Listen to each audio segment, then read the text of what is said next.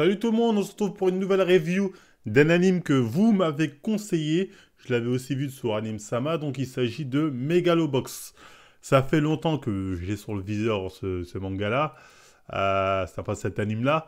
Apparemment, ce serait un remake du célèbre manga Ashita no Joe, que j'ai pas vu, hein. Je sais que les gens aiment bien ce Ashita no Joe, c'est le classique des classiques au Japon. En France, tout le monde s'en fiche d'Ashita no Joe, ça c'est une réalité que les gens ne sauront pas voir, mais enfin bref. Donc apparemment ce serait un genre de remake ou inspiré d'Ashita no Joe.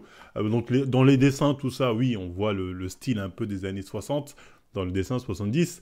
Bref, ça raconte quoi? L'histoire d'un mec qui fait des combats de boxe truqués, mais qui est doué à la boxe, qui un jour va rencontrer un mec qui est un pro, et voilà, il y aura une petite confrontation, et du coup, il aura envie de devenir pro et d'aller dans la scène la plus réputée, c'est-à-dire le mégalo, je sais plus quoi, Megalobox, je crois que ça s'appelait comme ça, pour pouvoir affronter son rival quelque part. Donc c'est une histoire assez classique de base, mais qui est bien amenée. Parce qu'en fait, on est dans un monde où...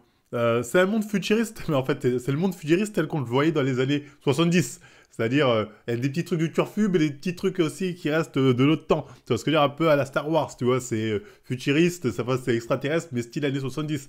Enfin bref, c'est pour vous dire le délire. Mais il y a un délire où le monde est méchant. Ils vivent dans un monde où, voilà, il y a la pauvreté, il y a des mafieux, ils sont liés par des contrats, il y a des trucs qu'ils sont obligés de faire à gauche, à droite. Donc bref, il y a un côté qui fait assez... qui fait sérieux. En fait, il y a un côté très sérieux dans les enjeux, dans comment c'est amené, qui fait que j'ai très bien aimé, j'ai bien apprécié la saison 1, la saison 1. Même les combats sont intéressants, comment il essaie de percer, de passer de bas-fond au plus haut, on va dire, à la plus haute sphère de la boxe aussi, c'est bien amené, même si ça paraît un peu facile parfois. Mais bon, tu me diras comme quoi il a gravi échelon par échelon. C'est vrai que ça allait vite, mais c'est montré comme ça. Les personnages sont intéressants, les personnalités des personnages sont intéressants, le développement même des personnages aussi est très intéressant. Et la fin de la saison, en fait, à la fin, tu dis, on se fout de ma gueule.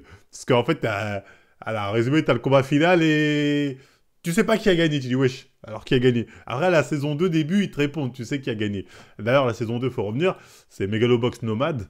Au début, moi, je suis bête. Au début, j'ai cru qu'on suivait le daron. Parce qu'en fait, là, on va suivre le héros, mais 5 ans plus tard.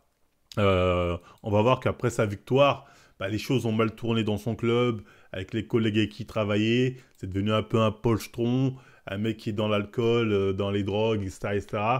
Du coup, il y aura un peu un développement autour de lui, de pourquoi il en est arrivé là. Il va faire de nouvelles connaissances avec d'autres personnages. On va voir l'évolution des anciens personnages qu'on a vus dans la saison 1.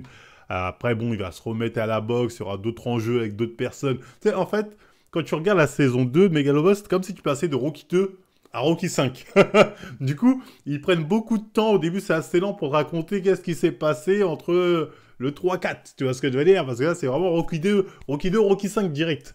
Après, c'est pas mal, attention, c'est pas mal. J'ai quand même bien aimé la saison 2, même si le début était quand même assez lent. Mais en fait, il y a un côté vraiment qui fait histoire sérieuse que j'aime bien, qui fait que moi, Megalobox, je trouve que c'est pas mal. C'est pas un truc de ouf. Je vais pas vous dire, ouais, c'est une dinguerie, c'est nanani. Non, franchement, ça se regarde bien. Tu passes un bon moment. C'est plutôt pas mal. Moi, j'aime bien. En tout cas, moi, j'aime bien. Je suis pas déçu. Je suis pas mécontent d'avoir connu ce truc-là. Après, c'est pas non plus un truc genre, ah, c'est faut absolument le voir, tu rates un truc de ouf. Non, non, c'est très bien. Tu passes un bon moment, c'est sérieux. Si le manga Ashita no Joe est de ce niveau-là, pour l'époque où il est sorti, je comprends pourquoi il y a une Zumba.